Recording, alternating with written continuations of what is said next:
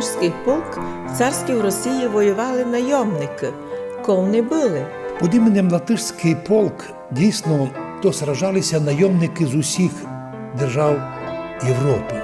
Фактично були найомники-убійці, то були садисти, но котрих іменно большевики приглашали, щоб розправитися із тогдашнім руським православним народом. Історики і руські, і історики і українські комуністичних часів абсолютно про то ніч не казали. А Латишський полк то було таке славне, то були герої, а то фактично були міжнародні найомники і убійці.